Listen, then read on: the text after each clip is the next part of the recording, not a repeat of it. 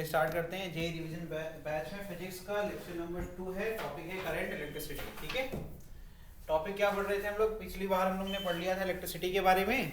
आज क्या पढ़ रहे हैं? Combination of resistance. तो हम लोग आज सीखेंगे कॉम्बिनेशन ऑफ जो है रेजिस्टेंस। और ये किसका टॉपिक है? ये टॉपिक है आपका सर्किट का, है ना। सर्किट यहाँ से स्टार्ट होती है। सर्किट क्या होता है? सर्किट के बारे में पहले कहाँ पढ़ा था? 10th क्लास में पढ़ा था। जब इलेक्ट्रिकल कंपोनेंट्स को एक क्लोज लूप में कनेक्ट करते हैं तो क्या बन जाता है? सर्किट बन जाता है ना। तो यहाँ पर इस सर्किट में आपको क्या देखने को मिल रहा है? एक आपका सेल लगा हुआ है ना। एक सेल लगा हुआ है। कितना उसका पोटेंशियल कितना है? 12 वोल्ट, है ना। इसका डायरेक्शन ऑफ करंट से क्लियरली पता चलता है, ये प्लस होगा और ये माइनस, है ना। उससे क्या कर रहे हैं? आपको 3 अलग अलग रेजिस्टेंस को हम लोग ने R1, R2 और R3, इनकी वैल्यूज कितनी है? R2 is 30 ohm and R3 is 20 ohm and R1 is 10 ohm। तो ये है, इन तीनों कैसे कनेक्ट किया है? एक एंड R1 का किससे कनेक्टेड है बताइए? पॉजिटिव टर्मिनल ऑफ बैटरी से। अगला एंड किससे कनेक्टेड है? R2 से, है ना। और उसके बाद R2 का जो नेक्स्ट एंड है वो किससे कनेक्टेड है? R3 से। और R3 का जो आखिरी एंड है वो कहाँ कनेक्टेड है? नेगेटिव से। किससे? बैटरी के नेगेटिव से। इसी तरीके के आप कनेक्शन को कहते हैं सीरीज कॉम्बिनेशन, जहां पर रेजिस्टेंस का एक एंड तो पोटेंशियल बैटरी के पोटेंशियल से होता है और दूसरा एंड जो है किसी एक रजिस्टर के साथ होता है। सिमिलरली एक ऐसा रजिस्टर भी आएगा जो बीच में लाया जाएगा, जो कि हमेशा याद रखना कि जैसे हम लोग एक साथ खड़े हैं और सब एक दूसरे का हाथ पकड़े खड़े, तो एक ऐसा कॉम्बिनेशन हो गया सीरीज। समझ में आ रहा है कि नहीं आ रहा है? कि मेरा एक हाथ किसी और के पास है, दूसरा हाथ किसी और के पास। समझ में आ रहा है कि नहीं आ रहा है? तो यहाँ पर कभी भी ऐसा पॉसिबल होगा ही नहीं कि कोई एक रेजिस्टेंस हो जिसके दोनों टर्मिनल किसी बैटरी से डायरेक्टली कनेक्टेड हो। समझ में आ रहा है कि नहीं आ रहा?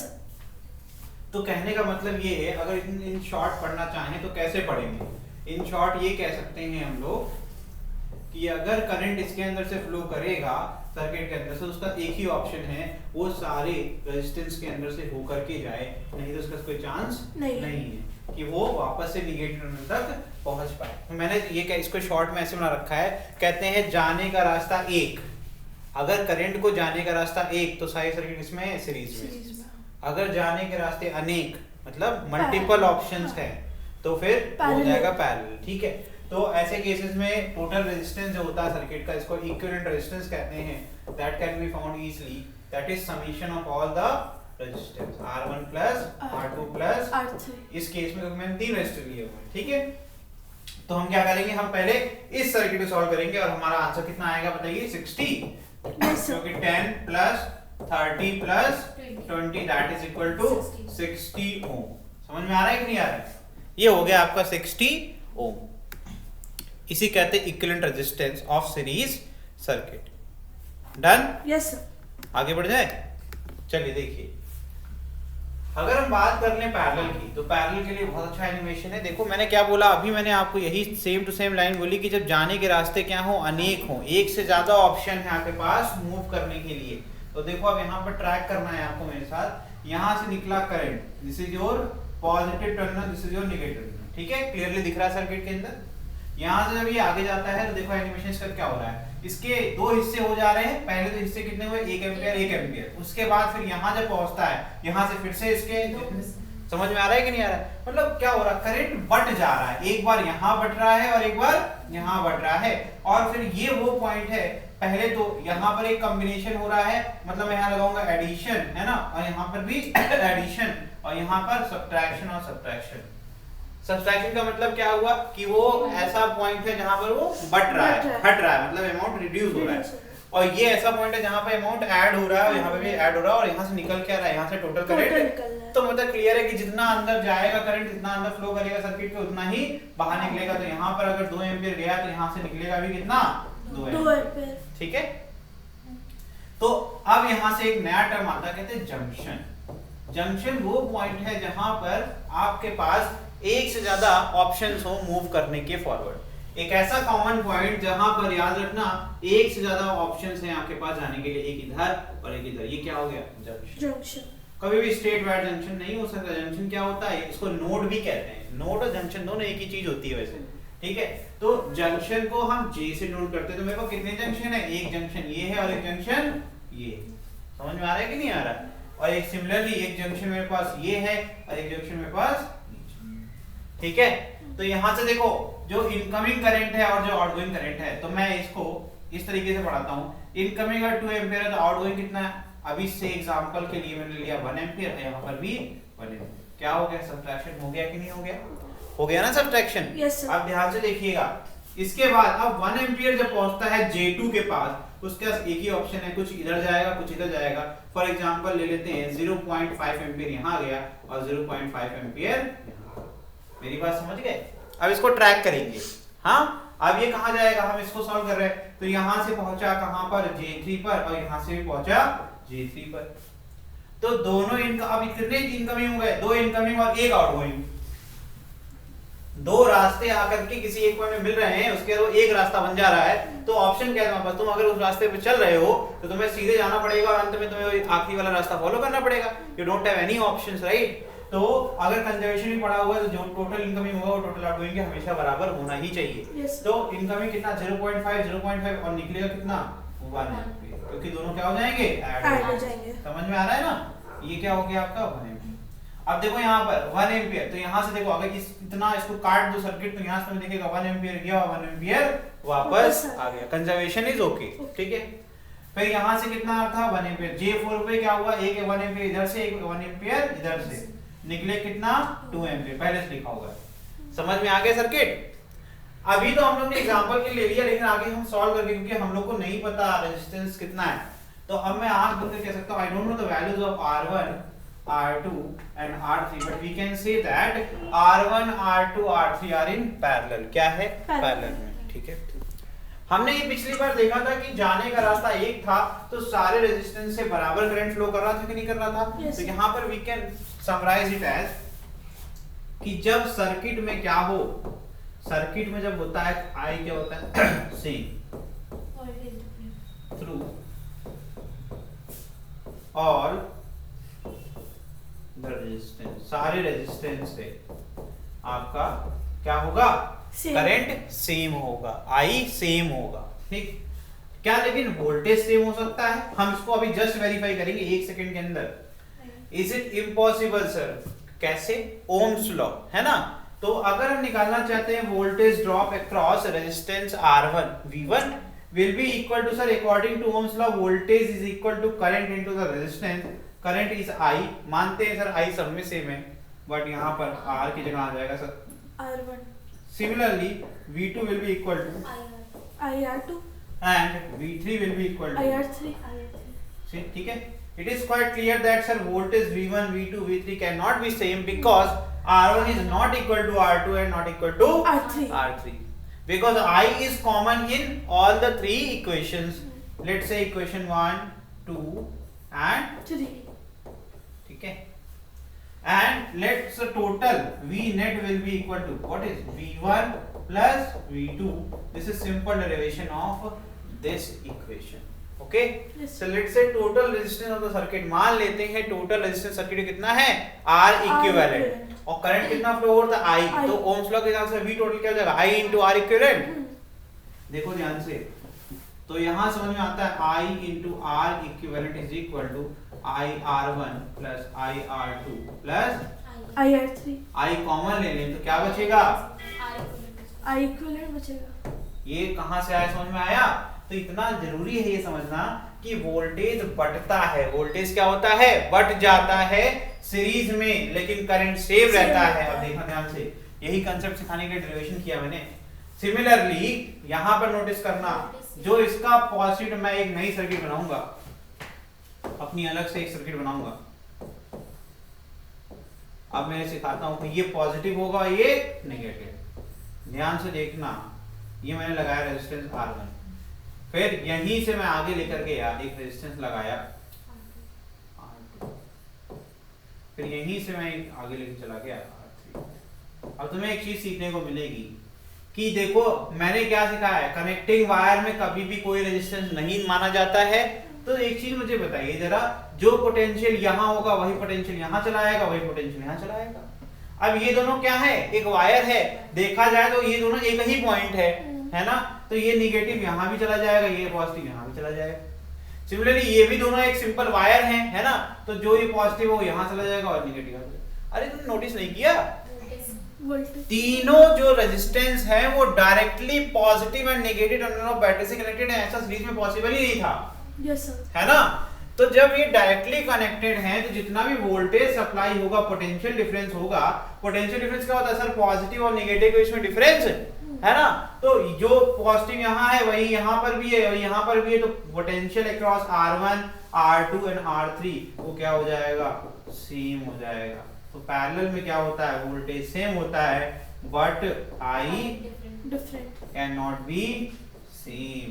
ठीक है, until रेजिस्टेंस इज इक्वल। क्या उसमें आगे until लिख लेना कि जब दोनों रेजिस्टेंस सेम हो जाएगा तब उन दोनों ब्रांचेस में करंट सेम होगा। ठीक है, समझ में आया कि नहीं आया? तो ये समझ में आ गया कि करंट बढ़ता है किसमें? आपके पैरेलल में, और वोल्टेज सेम रहता है, और सीरीज में वोल्टेज आपका बढ़ता है लेकिन करंट सेम रहता है। यहां से एक फॉर्मूला बना हुआ है R इक्विवेलेंट का। ठीक है, तो R इक्विवेलेंट अगर निकालना है तो ये हो जाएगा आपका, पहली बात तो this is wrong because this should be 1/R। ठीक है, दिस इज इनकरेक्ट, ये होना चाहिए 1/R इक्विवेलेंट। ठीक है, so R equivalent for two resistance हम सॉल्व करके दिखा दें। चलिए देखिए, तो क्या जाएगा 1/R1 प्लस, ये हो जाएगा आपको बताइए R1 R2 हो जाएगा R1 प्लस, लेकिन ये 1/R इक्विवेलेंट है तो R इक्विवेलेंट क्या हो जाएगा? R इक्विवेलेंट मतलब R टोटल।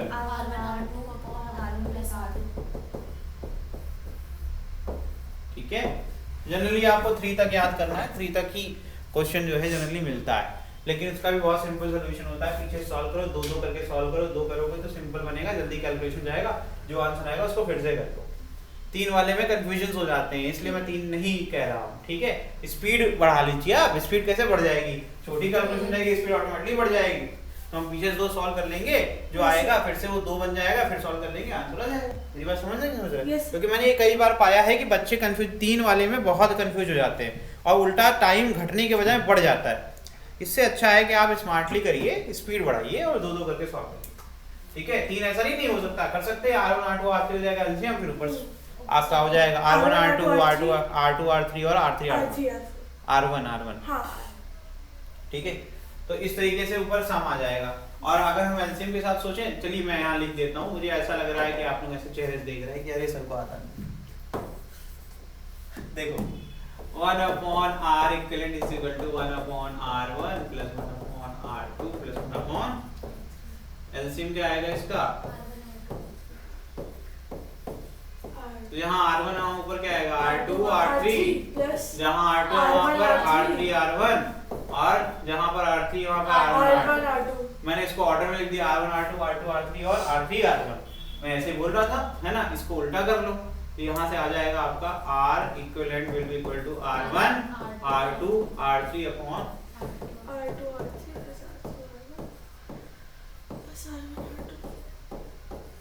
ठीक है, जिसको ये पसंद है वो ये कर लेगा, जिसको नहीं पसंद है वो ये करके 2 बार कर लेगा। ठीक है, आपके ऊपर है, छोड़ दिया हमने। चलिए, relation between smaller, what is smaller? This is internal resistance of the cell या बैटरी।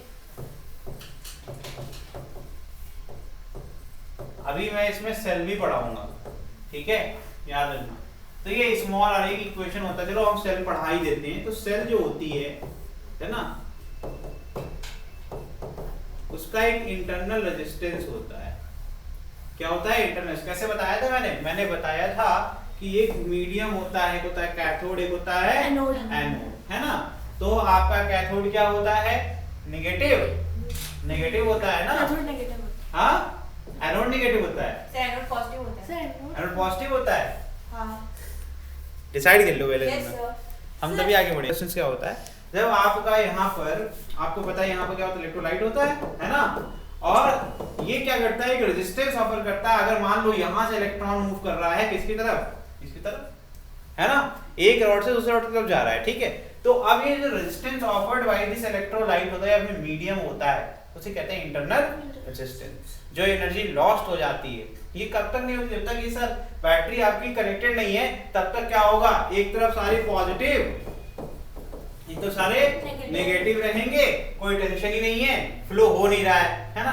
तो जब भी हम वोल्ट मीटर लगाएंगे तो हमें क्या मिलेगा, वोल्ट मीटर लगा लिया लो भाई हमने, वोल्ट मीटर लगाएंगे तो हमें टोटल, क्योंकि वोल्ट मीटर तो ओपन सर्किट होता है, करंट तो फ्लो कराता नहीं है ना, तो यहाँ पे वोल्टेज कितना आ जाएगा, इसी कहते हैं बैटरी का EMF, that is called capital E. Then what is V? V sir जब इसके अंदर करंट फ्लो होने लगता है तो एक लॉस के साथ फ्लो होता है, तो एक्शन में जो पोटेंशियल मिलता है किसी भी लोड के अक्रॉस, जब भी हम चलाते हैं बैटरी से, उस पे वोल्टमीटर लगाते हैं तो कम वैल्यू आती है और यहाँ ज्यादा आती है। समझ में आ रहा है कि नहीं आ रहा है? तो वो जो गैप है वो क्या है, वो गैप है internal resistance of the battery, जिसको स्मॉल आर से नोट करते हैं। Then what is the general equation? तो अगर मैंने इस इक्वेशन को ऐसे बना दिया बच्चे, ठीक है, अब मुझे केवीएल पढ़ाना था, मान लो मैंने आर रेजिस्टेंस मतलब बल्ब, इसको हटा के बल्ब बना दे। बल्ब एक रेजिस्टिव सर्किट होती है बेटा, जिसको नहीं पता।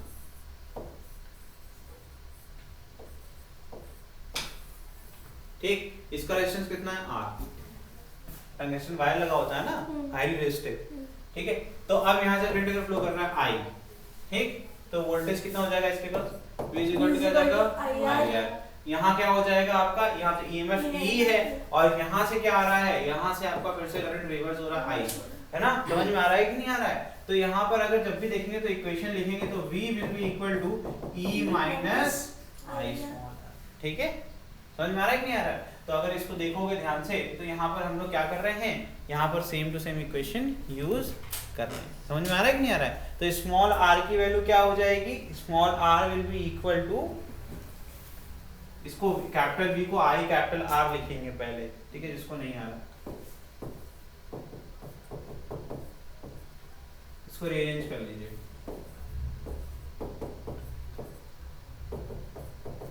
ठीक है,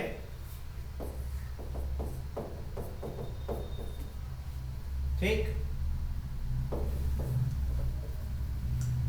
बाद में हम I को V/R लिख देंगे। ठीक है, तो ये हो जाएगा आपका E/I माइनस कैपिटल R, उसको V/R लिख दो, यहाँ से आ जाएगा स्मॉल r इक्वल टू क्या आ जाएगा बताइए, E/V, और यहाँ ऊपर आ जाएगा R माइनस R कॉमन ले लो, क्या आ जाएगा E/V माइनस 1। क्या भाई देख के डर लग रहा था ना कि नहीं हो पाएगा, है ना? इतना आसान था सर। तो मतलब कैथोड पॉजिटिव होता है ना? कैथोड आपका पॉजिटिव नहीं होता है, नेगेटिव होता है, और एनोड पॉजिटिव होता है, तभी तो चार्ज तो बाहर है। तो केटायन एनायन की वजह से इलेक्ट्रॉन, कैथोड एनोड में कंफ्यूज नहीं, इलेक्ट्रॉन देखते हो तो कहते हो इलेक्ट्रॉन इधर जा रहा है, लेकिन जब हम करंट देखते हैं तो हम कहते हैं करंट उधर जा रहा है। खेल यहाँ कंफ्यूजिंग रीजन है ना, कन्वेंशनल लेते हैं, फिर हम जो है कैथोड एनोड लेते हैं, तो उसमें हम कंफ्यूज जाते हैं, ये दिक्कत है। हम किसका, जब तुम केमिस्ट्री पढ़ते हो तो इलेक्ट्रॉन का फ्लो देखते हैं ना, इलेक्ट्रॉन का फ्लो लेके चलते हैं कि नहीं चलते हैं? और हम लोग करंट पढ़ रहे हैं, इलेक्ट्रॉन का फ्लो के अपोजिट डायरेक्शन में करंट फ्लो है, और अगर अपोजिट है तो पॉजिटिव किधर जाएगा, नेगेटिव जाएगा, वहीं से कंफ्यूजन शुरू हो जाती है हमारी। हाँ ठीक है, चलो भाई ठीक है, कोई नहीं, ठीक, चलिए ये था आपका सेल का भी, सेल के बारे में पढ़ लिया हम लोग ने। ठीक है, आगे बढ़ते हैं, चलिए अब क्वेश्चन कर लें। चलिए पहला क्वेश्चन क्या कह रहा है, in the given circuit diagram a wire is joining point B and D, the current in the wire is. बहुत बढ़िया, तो कह रहे हैं ये जो वायर है, अगर आपने पढ़ा हुआ है, क्या पढ़ा है पता है, उससे भी कर सकते हैं, वैसे भी कर सकते हैं। ठीक है,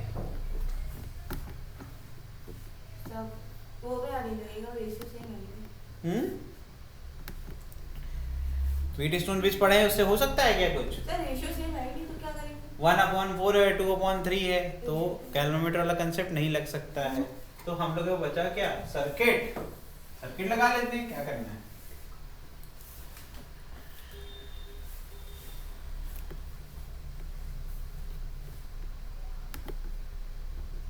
हो गया है ना? चले देखिए कैसे करेंगे इस क्वेश्चन को। एक्चुअली जो सर्किट को रीड्रॉ करना जान रहा है उसको आसान लगेगा। ठीक है, जो बस इस BC को देखता रहेगा वो तो फिर दिमाग से एकदम आउट हो जाएगा, BD माफ करना। तो मैंने ये किया इसको रीड्रॉ, मैंने कहा यार एक 1 ओम का है और फिर एक आपका 4 ओम का है। अगर देखा जाए तो B और D दोनों एक ही सेम पोटेंशियल पे रहेंगे क्या? हाँ Yes. हाँ, Yes, sir. अरे मैंने कहा यार चलो ये बी हो गया मेरा, इसको मैंने यहाँ से खींच दिया आगे और इसको क्या बना दिया यहाँ से डी। अब देखना ध्यान से, देखा जाए तो ये एक वायर ही तो है, तो बी से ही डायरेक्टली कनेक्टेड है क्या आपका 3 ओम। 3 ओम कनेक्टेड है कि नहीं कनेक्टेड है? तो ठीक है भाई, हमने कहा ये ऐसे कर लेंगे, हम इसको 2 ओम कर देंगे और इसको 3 ओम कर देंगे, ठीक। और फिर यहाँ से ऐसे इस तरीके से ये हो जाएगा 2 ओम और ये हो जाएगा 3 ओम, हो जाएगा 1 ओम और ये हो जाएगा 4 ओम, ठीक है। ये हो गया पॉजिटिव, ये हो गया नेगेटिव, ये हो गया डायरेक्शन ऑफ करंट का फ्लो। एक बार पहले इसको सॉल्व कर लो, इसको मान लेते हैं R1, इसको मान लेते हैं R2, फिर क्या आ जाएगा R1 प्लस R2 करेंगे तो R इक्विवेलेंट निकल जाएगा, R इक्विवेलेंट निकल जाएगा तो करंट निकल जाएगा, करंट निकल जाएगा तो हम आसानी से निकाल सकते हैं VD में क्या गया, ठीक है। ये हो गया तुम्हारा, ठीक है।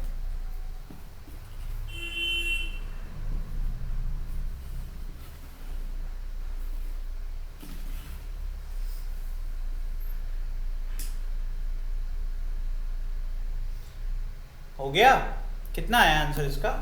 Sir R1 is equal to R1 is equal to 4/5, 4/5 ohm, हाँ। और R2 इज इक्वल टू 6/5 ओम।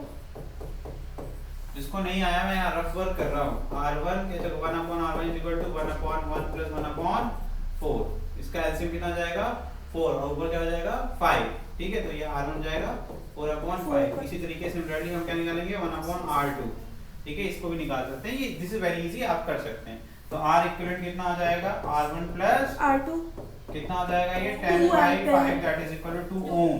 हाँ 2 I will be equal to क्या आ जाएगा भाई 10 एम्पीयर, 10 एम्पियर, ठीक है। तो यहाँ से आ जाएगा I is equal to 10, I is equal to होता है V upon R, V कितना है 20/2 that is equal to 10 ampere total current है। ये एक्चुअल में हमने क्या निकाल लिया टोटल करंट, ठीक। अब यहाँ जाएगा तो ये बढ़ जाएगा, ठीक। अब यहाँ से हम मान लेते हैं I1 I2 मान लो या I के टर्म में मान लो, ठीक। तो जब आप निकालेंगे तो क्या आ जाएगा 4I/5 ऊपर चला जाएगा और नीचे क्या आ जाएगा I/5, ठीक है। इधर से करंट कितना फ्लो करेगा I/5, इधर से 4I/5, ठीक। अब यहाँ से आगे यहाँ से क्या फ्लो करेगा, यहाँ से आ जाएगा 3I/5 और यहाँ आ जाएगा 2I/5। अब देखो ध्यान से, इट इज क्वाइट क्लियर, ये इधर से आ रहा होगा और ये आउटगोइंग करंट है तो यहाँ से जो एक्स्ट्रा है वो किधर से आ रहा होगा, इधर से आ रहा होगा, है ना। तो अब यहाँ पे आपको BD में मिल गया करंट, कितना आ जाएगा बताओ I/5 हो जाएगा ना। अरे I/5 प्लस I/5 2I/5 बनेगा। इट इज क्वाइट क्लियर कि यहाँ से करंट कितना आ रहा होगा I/5, यहाँ से कितना जाता है 4I/5 जाता है, यहाँ का बचा 3I/5 तो बचेगा कितना I/5। तो आंसर क्या आ जाएगा I कितना 10/5 कितना आ गया। तो IBD is equal to I/5 that is equal to 10/5 that is equal to 2 ampere. Answer क्या आ गया B 2 एम्पीयर, ठीक है। देखो यहाँ पर एक फॉर्मूला लिख लो, ठीक है। ये फॉर्मूला आपके लिए है पैरेलल के लिए, ठीक है। जैसे मान लो यहाँ पर R1 क्या हो गया, R1 आपका 4 हो गया, R2 क्या हो गया आपका 1 ओम, R3 क्या हो गया 3 ओम, R4 क्या हो जाएगा आपका। तो जैसे हमें अगर निकालना है, मान लीजिए कि करंट अक्रॉस, अगर हमें किसको निकालना है करंट अक्रॉस 4 ओम, ठीक है।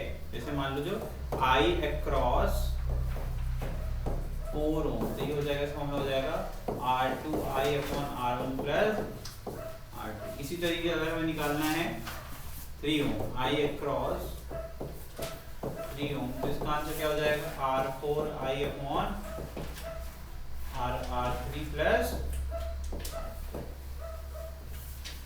ठीक है। समझ में आ रहा है कि नहीं आ रहा है? इस तरीके से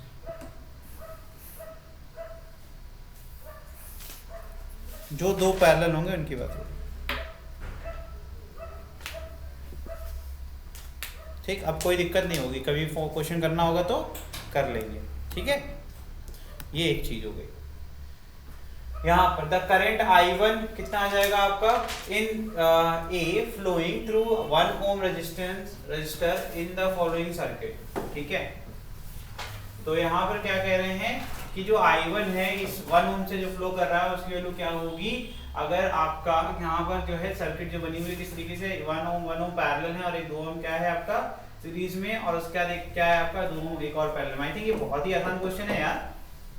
हाँ अभी एक फॉर्मूला मैंने लिखवा ही दिया है, डायरेक्टली वो यूज कर सकते हैं अपन, है ना। पहले ब्रांच का करंट निकाल लो, आप ब्रांच का करंट निकालोगे ना और फिर सॉल्व हो जाएगा तुरंत वो, है ना। तो देखो नोटिस करो यहाँ 1 वोल्ट है, ये क्या है 2 ओम है, कितना हो जाएगा आपका बताइए, इसका आंसर कितना आएगा 1/2 1/2 ओम, 1/2 + 2 कितना हो जाएगा 5/2 और 5/2 और ये 2 ओम है, दोनों पैरेलल है। अभी एक फॉर्मूला लिखवाया हुआ है, आई पहले निकाल सकते हो टोटल करके, ये जाएगा 5/2 ओम प्लस आपका 1/5/2 प्लस 1/2, यही तो है ना। और 2 ऊपर चला जाएगा, ये कितना आ जाएगा आपका 10 और ये क्या जाएगा 4 प्लस ये जाएगा 5, जाएगा 9/10 या फिर 10/9, 10/9 आएगा, है ना। सही किया मैंने। चलो पहले पूरा सॉल्व कर देते हैं प्रॉपरली। सबसे पहले मैंने क्या किया कि इसको सीरीज में ले आओ पहले, तो ये जाएगा देखिए, पहला हमने इसको ले लिया, इसको ले लेते हैं क्लब्ड को R1, इसको ले लेते हैं R2, इसको ले लेते हैं, ठीक है। तो ये R1 क्या हो गया 1/R1 = 1/1 + 1/1 that is equal to 2/1 ना, 2/1, तो R1 = 1/2, ठीक है। अब R1 + R2 सीरीज में हो जाएंगे तो ये हो जाएगा R1 + R2 = क्या जाएगा 1/2 + 1, ये एक्चुअली में गलत बताया है, ये 2 है ना, हाँ तो ये हो जाएगा 5/2, ठीक।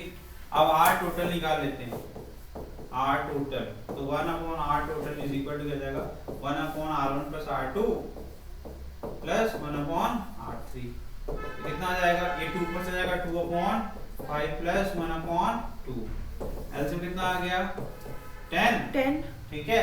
ये जाएगा 4 प्लस 5 दैट इज 9/10 या फिर R टोटल = क्या आ जाएगा आपका 10/9 ओम, ठीक है। तो यहाँ से करंट निकाल लेंगे, तो I = क्या होता है V/R, तो ये कितना आ जाएगा I = क्या जाएगा भाई, R कितना था 10/9, ये जाएगा 9/10 एम्पियर, यही तो आएगा ना भाई, हाँ। अभी I निकाल लिया हमने टोटल, अब हमको क्या करना है, दोनों में बांटना है, ठीक है। तो हम R1 + R2 वाली ब्रांच में करंट निकालने के लिए अभी तो सीखा था, क्या हो जाएगा 2 × I/R1 + R2। तो अगर मैं इसको बोलता हूँ this is my branch 1 and this is my branch 2, तो I in B2 will be equal to क्या जाएगा 2 × 9/10 नीचे जाएगा R1 + R2, क्या जाएगा कितना था ये R टोटल 10/9, यही तो आया था, यस सर, ठीक। इसको 5 का कर लें, ये 9 ऊपर चला जाएगा 81/, क्या जाएगा 50, ठीक है, 8.1/5, ठीक। ये तेरे को करंट मिल गया। अब ये करंट फ्लो कर रहा है, तो अब इस 1 इसमें कितना जाएगा, तो फिर से निकाल लेंगे। I1 will be equal to 1 into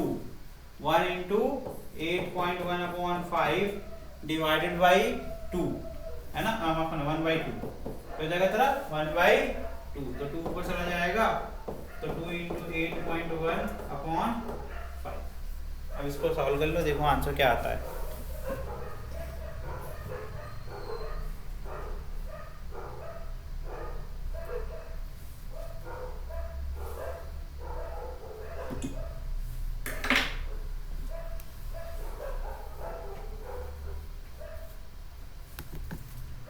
सही है।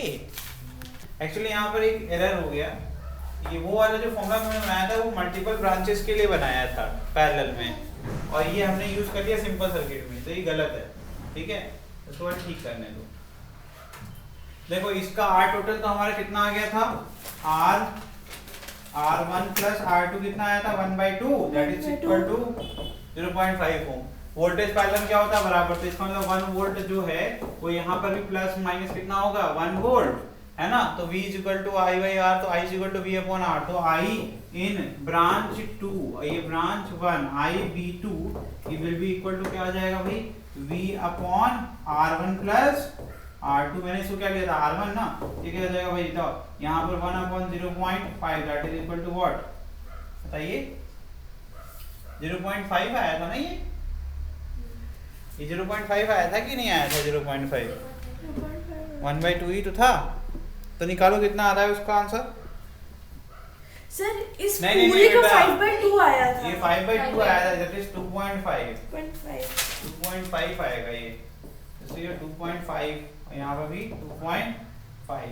अब इसको सॉल्व करो, कितना आ रहा है बताइए जरा, 0.4 एम्पियर आ रहा है कि नहीं आ रहा है, 0.4 आ रहा है ना, ये आ जाएगा 0.4 एम्पियर। अब हमें करंट मिल गया यार, अब यहाँ से कर सकते हैं हम लोग सॉल्व, अब कर लीजिए, फॉर्मूला लगा लीजिए, तो क्या आ जाएगा यहाँ पर दोनों में एक चीज clear, it is quite clear कि यहाँ से जो करंट फ्लो करेगा वो हाफ हो जाएगा, बिकॉज बोथ में क्या है बराबर, तो ये हो जाएगा I1 will be equal to IV2/2, ये हो जाएगा 0.2।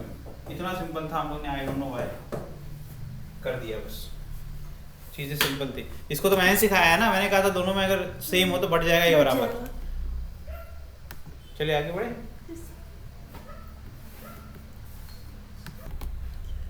तो यहाँ पर जब हम एरिया डबल करते हैं, माफ करना, लेंथ को क्या करना है, लेंथ डबल करते हैं, तो न्यू रेजिस्टेंस क्या हो जाएगा, r डैश जाके पूछूंगा किसके, l स्क्वायर के, तो r new will be equal to r into, अब l स्क्वायर करने में कितना आएगा भाई, l था तो 2l का होल स्क्वायर हो जाएगा 4r हो जाएगा, ठीक है।